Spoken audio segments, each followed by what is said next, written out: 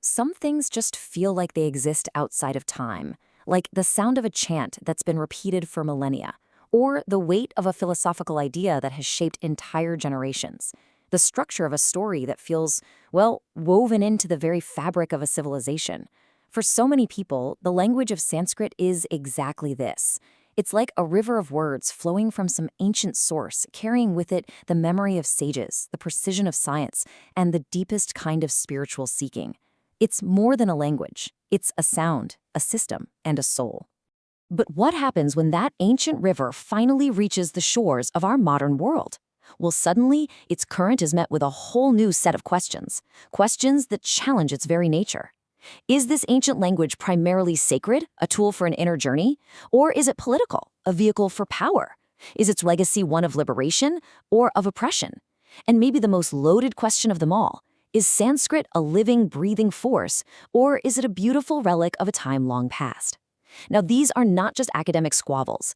They are the absolute heart of a passionate global debate about who gets to tell the story of Sanskrit and what that story truly means for all of us. Okay, so let's dive right into this. To really get a handle on this complex landscape, we're going to turn to a key text that frames this very conflict, Rajiv Malhotra's book, The Battle for Sanskrit. Think of this explainer as a journey into the heart of the debate just as the book presents it. We're going to map out the arguments, the stakes, and the fundamental clash of worldviews at play. Now, our goal here isn't to pick a side, but to actually understand the battlefield itself. And here's our roadmap. First, we'll try to understand why a debate about an ancient language matters so much today. Then, we're going to explore what the source calls the two lenses, two completely different ways of seeing Sanskrit. From there, we'll see how this isn't just about interpretation, it's actually a deeper battle for authority. And finally, we'll look at the two very different futures for Sanskrit that emerge from this whole conflict. So, why does all this matter so much? I mean, it's easy to dismiss this as some niche academic topic, right? Something for linguists and historians to argue about in a dusty library. But the central argument in our source material is that this debate is about something way more fundamental. It's about the very operating system, you could say, the very grammar of an entire civilization. It's a conversation that has real consequences for culture, for identity, and for the future. What's so interesting here is how Sanskrit is framed not just as a language, but as Sanskrini, which means culture, or even more deeply, the very source code of Indian civilization. The book describes it as the language of profound philosophy, the adhyatmika, or the inner sciences. It's the DNA within classical art, music, and dance, and it's the wellspring for so much of the vocabulary in countless regional languages. So from this point of view, Sanskrit isn't just a bunch of words, it's this intricate web of meaning that connects everything from temple architecture to a simple meditative mantra. And that brings us to the core claim of the book. It argues that a really profound shift is happening. A new group of interpreters with a very different worldview is gaining serious influence over how Sanskrit is studied and understood around the world. The source suggests this isn't just a friendly academic disagreement. It's a takeover that could potentially redefine India's understanding of its own past, and by extension, its own future. So, to really get to the heart of this conflict, the book asks us to look through two starkly different lenses. It frames the entire debate as a clash between two worlds, two completely different starting points that lead to vastly different conclusions. The source calls these the insider and the outsider perspectives. This really lays out the great divide. On one side, you have what the book calls the outsider lens. This approach uses modern tools, social sciences, political theory, to analyze Sanskrit texts. Its focus on the worldly, the Vyavaharika, and its goal is often to find and expose what it sees as historical oppression or social poisons within the tradition in order to detoxify it. Then, on the other side, you have the insider lens. This is the perspective of the practitioner, someone who sees Sanskrit through its traditional experiential framework. For the insider, the focus is on the sacred, the paramathika, and the goal is to revive Sanskrit as a living language for inner transformation, with the belief that the tradition has its own powerful methods for reform. It's two lenses, two different worlds, and two completely different destinations.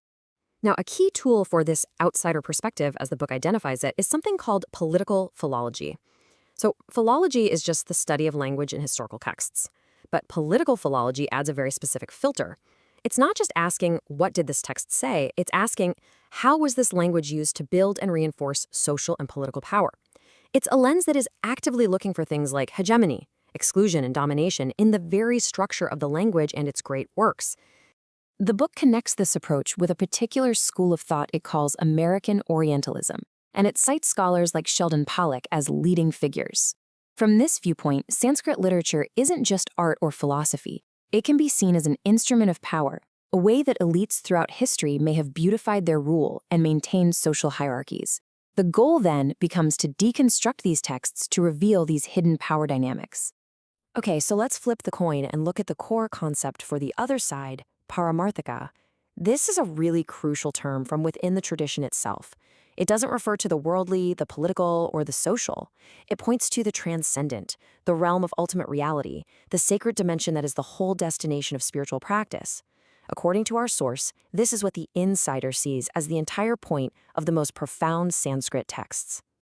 So for the practitioner, the insider, reading a text through a purely political lens is, well, it's missing the fundamental purpose. It's almost like analyzing the chemical composition of the paint on a masterpiece without ever actually looking at the image it creates.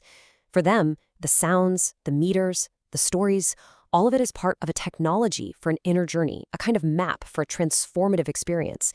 So to separate Sanskrit from its sacred paramarthika roots is to basically strip it of its very soul. And this brings us to a much deeper layer of the conflict. The book argues this isn't just about two groups of scholars with different theories. When the very nature of a tradition is being debated so fundamentally, the question becomes, who actually has the right to be its interpreter? Who is the legitimate custodian? This is where the debate moves from simple interpretation to a real battle for authority. And this raises a really fascinating strategic question. I mean, think about it. If a language like Latin is declared dead, who are its primary experts today? It's not priests or everyday speakers, right? It's university academics. They become the primary interpreters and custodians. The book argues that declaring Sanskrit a dead classical language, rather than a living one, is a crucial move in this battle for authority. It shifts the center of gravity for interpretation away from traditional practitioners and towards secular academic institutions. And the tradition actually has a word for this idea of legitimate authority, adhikara. It's not just about having knowledge. It's about the qualification, the right, and the responsibility that comes from being deeply invested and trained within a lineage. The source basically contends that what we're witnessing is a direct challenge to the traditional adhikara, with a new group of scholars claiming the authority to define Sanskrit for the modern world. Now, I know this diagram looks a little complex, but stick with me because it's absolutely central to the book's argument about where this outsider perspective comes from. Let's trace it. The source argues it starts with two streams. On one side, you have traditional European Orientalism study of India. On the other, something it calls American Proto-Orientalism, which was shaped by its encounters with Native Americans and African slaves.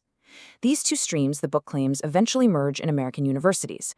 And from there, it evolves, fueled by new academic theories, into what the author labels American Orientalism.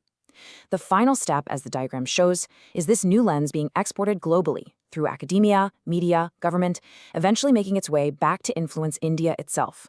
So here's the bottom line. The battle for authority is really a battle over the final verdict. Who gets to write the final sentence on Sanskrit's legacy? Is it a story of profound spiritual wisdom, a gift to humanity?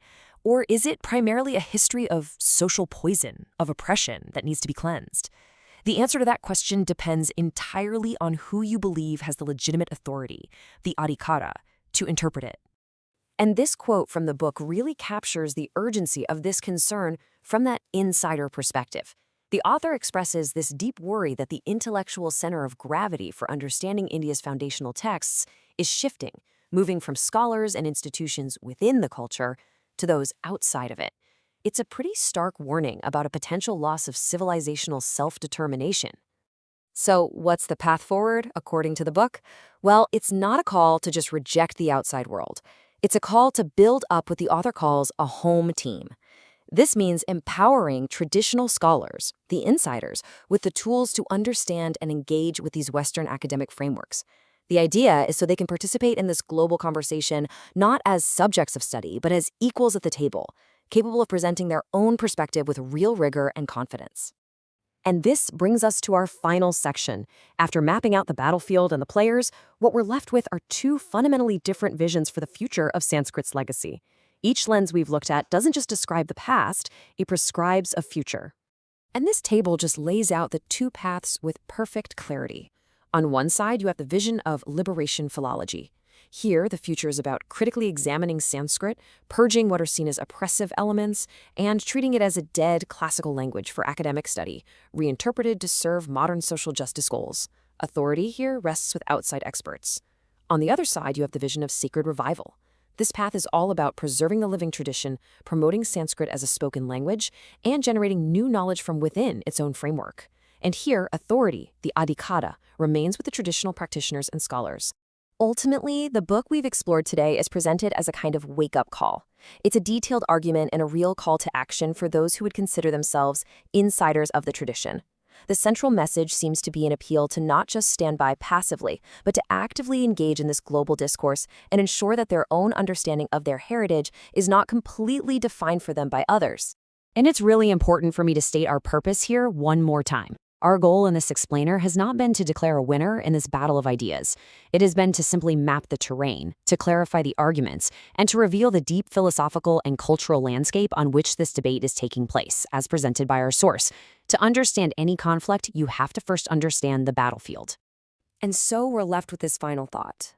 For any tradition, any culture, any body of knowledge, to survive and thrive, it has to be studied, it has to be critiqued, it must be understood. That much is certain. But what this entire debate really shows us is that the most fundamental question isn't whether we should understand it, but how? Through whose lens? Through whose eyes? That is the question that lies right at the heart of the battle for Sanskrit.